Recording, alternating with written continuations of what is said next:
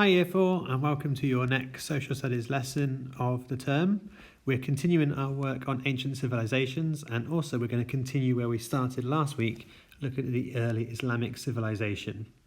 The outcome for today's task is going to be some drama work. So rather than some writing today, you're going to show me some drama skills through your photography as well.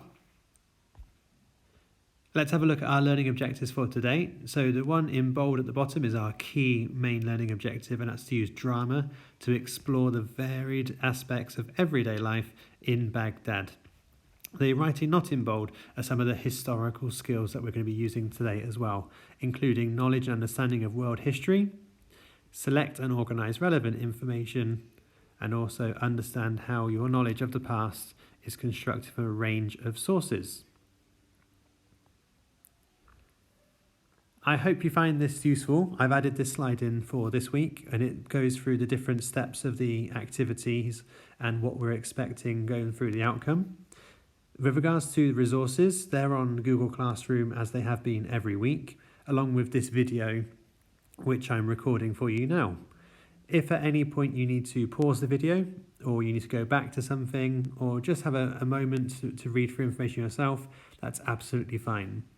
So activity 1, in a moment I'll explain for you, is going to be a review quiz.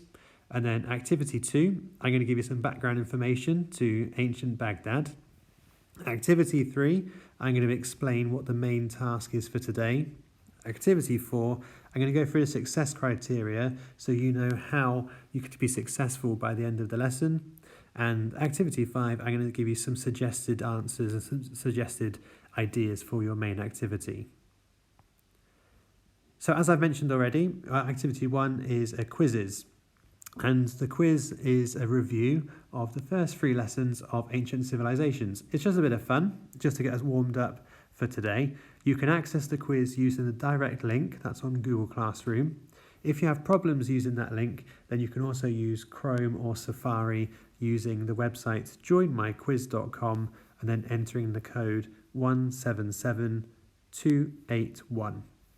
Pause the video here so you can go onto Google Classroom to load the quiz up, and then come back to this slide after you've had a go at the quiz. Let's have a think about background information so you know a little bit about what ancient Baghdad was like. There are also some resources on Google Classroom to give you further information if you need it.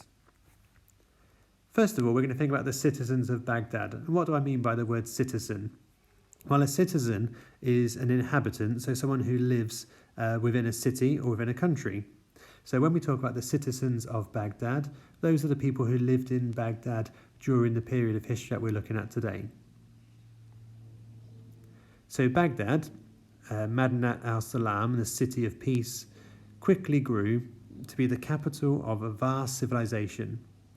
The 9th century CE was the golden age of Baghdad, when the metropolis was at its glorious heights. A metropolis meaning a big built-up area or a city. Unbelievable wealth poured in along the Silk Road from the furthest reaches of the Islamic world. Its markets and bazaars were brimful with all the world's goods. Its palaces and public buildings were a wonder to behold. So we looked at the Silk Road last week. We know that the Silk Road is how they traded goods from east through to west, and you can see from the illustration of what historians believe ancient Baghdad looked like, we're talking about a real glorious city during this time. In the House of Wisdom, a scholar, or a scribe, writes notes in a book, perhaps translating an important scientific or mathematical work from Latin into Arabic. And we know that at the time the Romans were speaking and writing in Latin, and the area around Baghdad, obviously the Middle East, it would be Arabic speaking, so hence the translation was needed by the scholars. Or these people, the scholars would be like the educated people with good reading and writing skills. Others used a great place of learning, which housed over 400,000 handwritten books as a focal point to meet, read and share ideas. The House of Wisdom really was a special place within Baghdad. Let's have a look at this illustration here. And I've zoomed in a little bit for you as well to pick out some of the people within this marketplace. Here, traders gather by one of the city gates, huddled in the shade cast by the arch and city walls. They are selling fruits, vegetables, and fabrics. In the foreground, a wealthier man appears to be attended by a servant or two, one of whom carries his purchases in a basket on the head. Imagine what a busy, bustling place this would have been in ancient times. Imagine the noises and the smells that might have been happening in ancient Baghdad. For your task today, you're going to create a tableau based on scenes from ancient Baghdad. A tableau is a real nice word for creating a freeze frame. Things to consider. What activities took place in ancient Baghdad? We've seen some of those already with the marketplace and the House of Wisdom, and I've put other activities for you on Google Classroom to have a look at as well. How do you think people felt during this time? And how could you show this in your freeze frame? Do you think it was a nice and pleasant place to be? Were people happy? How were people working? Were they busy? Were they concentrating hard? How could you recreate a scene, but in the modern day? Now, you have to be creative with this one. We can't all set up an ancient Baghdad marketplace in our gardens or on our balconies, but we could be creative with some of the tools and resources we have around our homes. Let's think about what a successful freeze frame, or remember that nice word tableau, might look like. Well, let's start with the top left image. Think about space within your photograph. Where are you going to be stood? Are you going to have other people with you in the photograph? Maybe mum or dad or brother or sister might be appearing with you in the photographs. Where do you want them to stand? Are you going to be close together or far apart? Let's look at the bottom left picture. Focus. What's the focus of your picture going to be? Are you going to be looking at the camera, or are you going to be looking away from the camera? What is it you want the reader to be looking at most? If you were recreating a marketplace, is it that you are buying some goods? Or is it something else within your scene you want the viewer to look at? The top right picture, body language. That's really important in a freeze frame. We're not making a video for this, so you won't be able to convey how you're feeling through speech. You're going to have to show it through your facial expressions or how you're standing. If you were angry within the marketplace, how might your body language look different to if you were happy? Or if you were concentrating really hard in the House of Wisdom, how would you show concentration and focus on your face?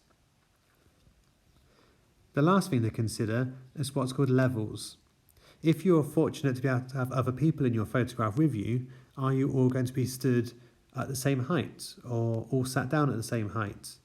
When you're considering levels, you're thinking of different things happening at different points and different heights. For example, someone might be sat on the floor reading a book, while someone else is stood up in a marketplace. That would show different levels. Let's think about what you might be showing in your scene, and I would like you to choose 3 of these to recreate. So 3 different photographs. You can then use Pic Collage to combine those photographs together and write a very short caption, just 1 sentence below each photograph to show the reader what is happening. You might choose to recreate a scene from the House of Wisdom with scholars reading or writing or choosing books. You might choose to recreate a market or a souk scene where merchants are selling their goods and buyers are haggling over a price. You might choose to recreate a social gathering where families or friends are eating, drinking, or playing or listening to music. You might recreate a school scene with a teacher and children. Perhaps one of the children is not quite making the right choices.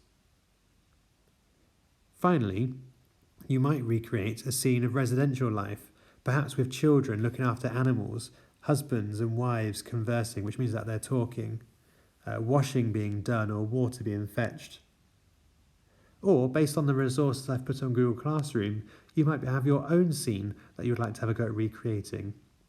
Remember to be creative, take a photograph of 3 different scenes and put them onto Pic Collage with a short caption below each. If you can get dressed up, even better, but that's optional. Have fun and good luck.